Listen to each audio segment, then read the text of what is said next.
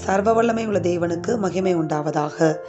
கிறிஸ்துவுக்குள் அன்பான சகோதர சகோதரிகள், உங்கள் அனைவருக்கும் என் அன்பின் வாழ்த்துதலை தெரிவித்துக் கொள்கிறேன்.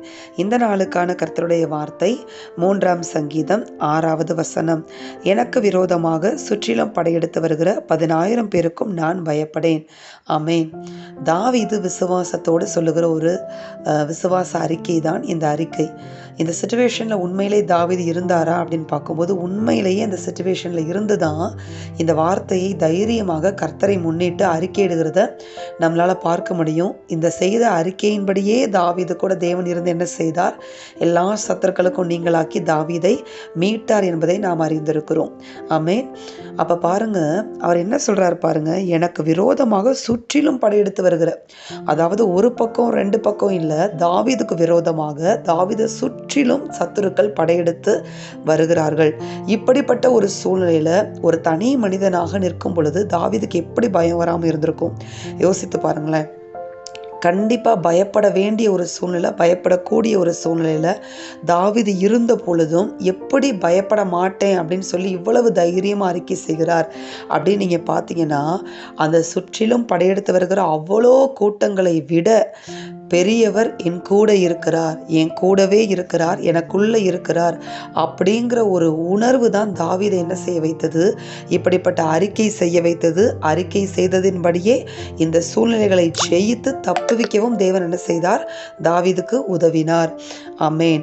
அப்போ இதே மாதிரி ஒரு சூழ்நிலை நமக்கு வரும்போது, நீங்கள் இப்படிப்பட்ட ஒரு பிரச்சனைகள், சுற்றிலும் என்னை சுற்றி பிரச்சனை தான் இருக்குது, போராட்டம் தான் இருக்குது, என்னுடைய சூழ்நிலை நான் எப்படி மீண்டு வர போகிறேன்னு எனக்கு தெரியலை, ஒருவேளை இப்படிப்பட்ட சத்துருக்கள் கூட உங்களை சூழ்ந்திருக்கலாம், அல்லது சூழ்நிலைகள் அல்லது போராட்டங்கள் பிரச்சனைகள் உங்களை சுற்றி அப்படியே சூழ்ந்து கொண்டு நிற்கலாம்.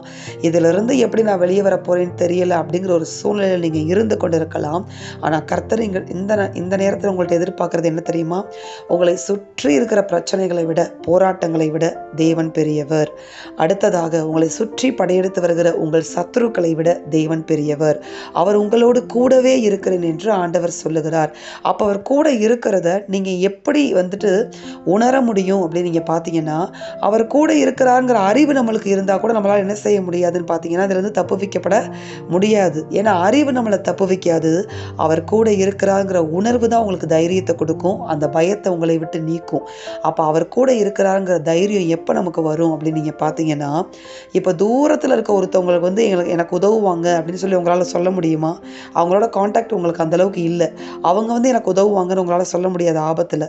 ஆனால் நீங்கள் யாரு கூட க்ளோஸாக பழகுறீங்களோ, யாரு கூட ஒரு நல்ல ரிலேஷன்ஷிப் மெயின்டைன் பண்ணிட்டு இருக்கீங்களோ, அவங்க எனக்கு கண்டிப்பாக உதவுவாங்க, அவங்க ஏதாவது ஒரு வகையில் எனக்கு உதவி செய்வாங்கன்ற ஒரு நம்பிக்கை உங்களுக்கு இருக்கும் இல்லையா? அப்போ அதே மாதிரி தான் ஆண்டவர் கூட நீங்கள் எவ்வளவு நெருக்கமாக இருக்கீங்களோ அவ்வளவுக்கு அவ்வளவாக இப்படிப்பட்ட ஒரு விசுவாசம், இப்படிப்பட்ட ஒரு உணர்வு உங்களுக்குள்ளே பெருக ஆரம்பிக்கும். என் ஆண்டவர் என் கூடவே தானே இருக்கிறாரு, என்கிட்ட பேசிக்கிட்டே தானே இருக்கிறாரு அப்படிங்கிற ஒரு உணர்வுக்குள்ளே நீங்கள் நடத்தப்படும் போது தான், அவரோடு நீங்கள் நடக்கும்போது மட்டும்தான் இப்படிப்பட்ட சூழ்நிலைகளை ஜெயித்து முன்னேறக்கூடிய ஒரு விசுவாசம் உங்களுக்குள்ள தாவீதை போல கொடுக்கப்படும். அது கண்டிப்பாக உங்களுக்குள்ள வந்துடும். அப்போ ஆண்டவர் ஒரு சீக்ரெட் சொல்லி தருகிறாரு. இப்படிப்பட்ட சூழ்நிலைகளிலும், இப்படிப்பட்ட மீள முடியாத பிரச்சனைகளிலும் தேவன் உங்களை மீட்டு வெளியே கொண்டு வர வல்லவராய் இருக்கிறார். அப்படிப்பட்ட வல்லமையுடைய தேவனோடு கூட நீங்கள் நெருக்கமான தொடர்பில் இருக்கும்போது, அந்த தொடர்பு தான், அந்த உறவு தான் உங்களை என்ன செய்யும் அப்படின்னு நீங்கள் பார்த்தீங்கன்னா, இப்படிப்பட்ட சூழ்நிலைகளை உங்களை பயப்பட விடாமல் பாதுகாக்கும். அதே நேரத்தில் இப்படிப்பட்ட சூழ்நிலைகள், போராட்டங்கள், இப்படிப்பட்ட மனிதர்கள்ட்டிருந்து உங்களை தப்புவித்து தேவன் உங்களை ஆச்சரியமாய், அதிசயமாய் தாவீதை வெளியே கொண்டு வந்தது போல உங்களை வெளியே கொண்டு வருகிறதை நீங்கள் உணர்வீர்கள். நீங்கள் அதில் சாட்சி சொல்லுவீங்க. கர்த்தர் நிச்சயமாக இப்படிப்பட்ட அற்புதத்தை தாவீதுக்கு செய்த தேவன் உங்களுக்கும் செய்வார், எனக்கும் செய்வார். தொடர்ந்து கர்த்தர் சொல்லி சீக்கிரட்டை இன்னைக்கு பிடித்து கொள்ளுங்க. அவரோடு நீங்கள் நெருக்கமாக இருங்க. அந்த ஒரு உணர்வு உங்களை எல்லா பயத்திலிருந்தும் தப்புவிக்கும், எல்லா பிரச்சனைகளிலிருந்தும் தப்புவித்து வெளியே ஜெயமாய் வெளியே கொண்டு வந்து நிறுத்துவார். ஆமென். நாம் ஜெபிப்போமா? எங்கள் அன்பின் பரலோக பிதாவே, நீர் கொடுத்த அந்த வார்த்தைகளுக்காய் உமக்கு கோடி ஸ்தோத்திரம்.